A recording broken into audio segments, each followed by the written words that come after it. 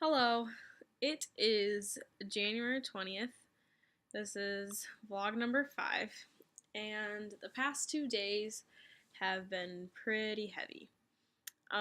So 2 days ago we went to Auschwitz, and then yesterday we kind of experienced some negativity in the group, and this afternoon's lecture was kind of heavy, and then after that we came back to the room and watched kind of the aftermath of the inauguration. Didn't get to see Trump's speech, but kind of the wrapping up of what had happened a little earlier, and it was tough.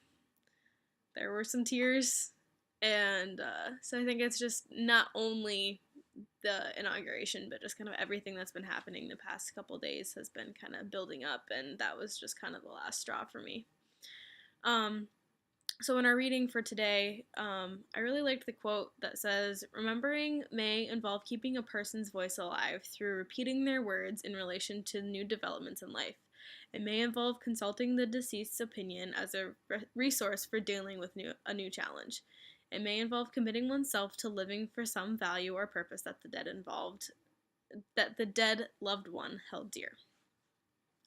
And so this quote doesn't really necessarily exclusively apply to loved ones who have passed away, but it reminds me of kind of how I'm feeling about um, America's leadership right now.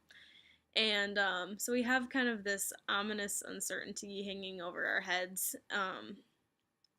but it's been preceded by this shining beacon of hope and progress that we've seen for the past 8 years. And so we've been given this wonderful example of how to behave with grace and dignity.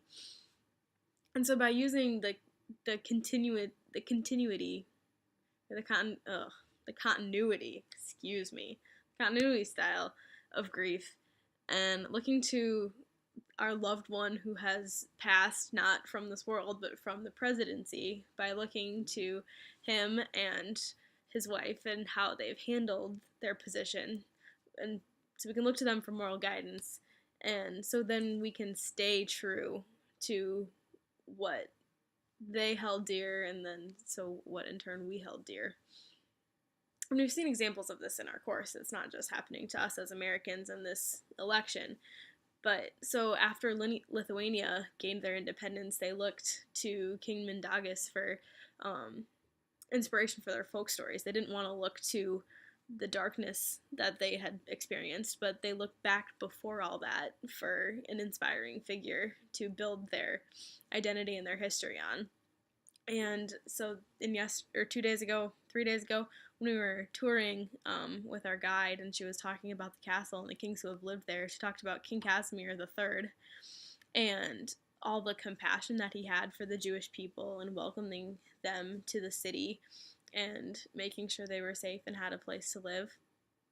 And so this idea of looking to the past, looking to loved ones who have come before us for inspiration and for moral guidance is not new. It's not foreign, and it's a healthy way to kind of grieve for the loss you feel and maybe the uncertainty of what's coming. So as I'm grieving tonight, I'm holding on to that hope that waved goodbye to the White House earlier today. And I'm praying that his legacy and the good that came from him and the people before him will protect our nation through the potential storm that could be coming.